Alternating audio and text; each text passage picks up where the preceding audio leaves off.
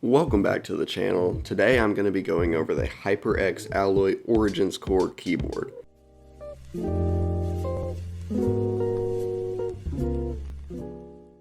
Yes, I know that's a mouthful, it's a pretty long name.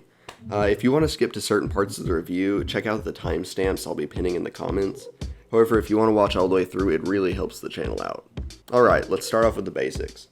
This Hyperx keyboard was released pretty recently, about last December, and is a more premium version of the Alloy FPS, including mechanical switches and a sturdier build quality. The unit I have in for review today is the Core TKL model. This just means it's the 10 keyless version of the Alloy Origins, which is the full-size version. This one comes in at $90 with the full-size version at $120, however it can be found on sale quite often. I know the full size usually goes down to about $100, and I'm sure you can find it even cheaper around Black Friday. One of the most significant features of this keyboard is how compact it is.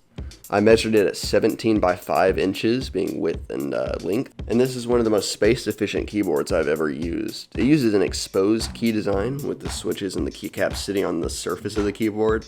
There are no bezels or sides to this, which really reduces the entire weight and the size of this. This makes it incredibly easy to remove the keycaps and clean it. On another note, the build quality is superb, with the chassis consisting of solid aircraft-grade aluminum, which is what they claim. What I've observed is that there is absolutely zero flex, and the keyboard feels very premium and well made. A lot of weight to it. It feels a lot better than some of the more plastic keyboards that come in at the same price point. Another standout feature to this keyboard is the vibrant RGB. It is simply the best out of any keyboard sold today, bar none. Each key is addressable with a multitude of customizable effects available in the beta software, as you may guess, and the brightness and colors are vibrant with the ability to be turned down for night gaming. The reason for this rainbow supremacy lies in the switch design.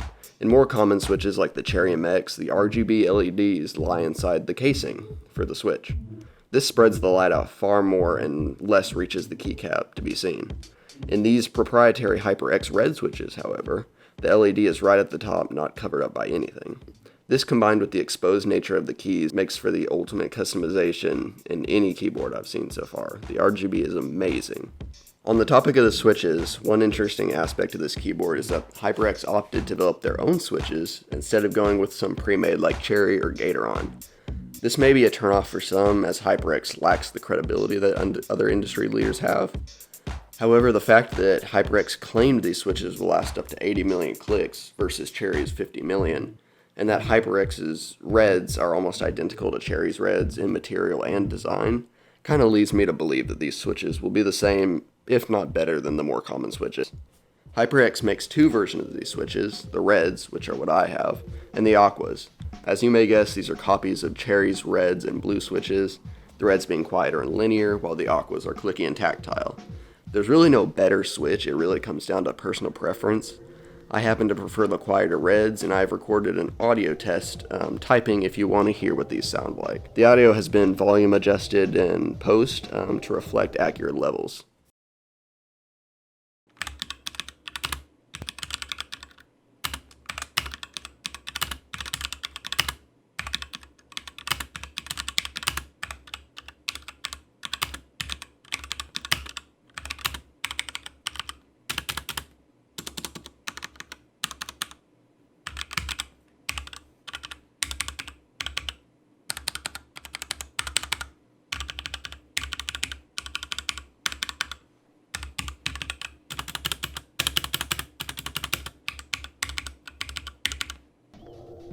I've compared the Hyperx Reds to the Cherry Reds in the past, and I find that the Reds have a slightly more clean sound.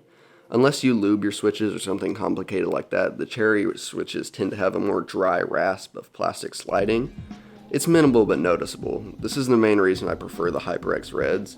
Yet again, it comes down to whatever you prefer. If you're not sure what you want, go to the local store like Best Buy and just test them in person. That's what I've done. The last few features I want to cover on this keyboard is the game mode and the Ingenuity software. Game mode is activated by pressing function F12, and it disables the Windows key and a couple of other combinations like Alt F4, so you don't accidentally close the game or defocus a window while gaming. I personally use this feature quite often, as the most annoying thing is to open the start menu in the middle of a gunfight. Completely ruins the game.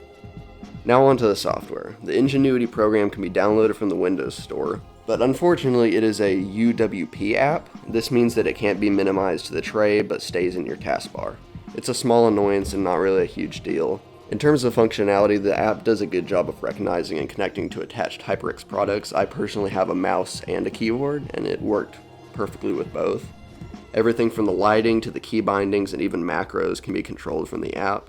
And on the mice, you can customize the DPI and polling rate, which is pretty important for pro gamers and if you really want that special level of control.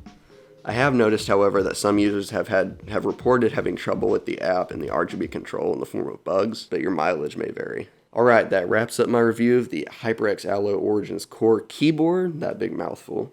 I hope this helps some of y'all when researching this keyboard. I know I've been looking for a good review for a while. If you enjoyed this video, drop a like or a subscription. It really helps out this small channel. If you have a problem or a question, drop that in the comments and I'll be glad to help out whenever I can. Catch y'all in the next video.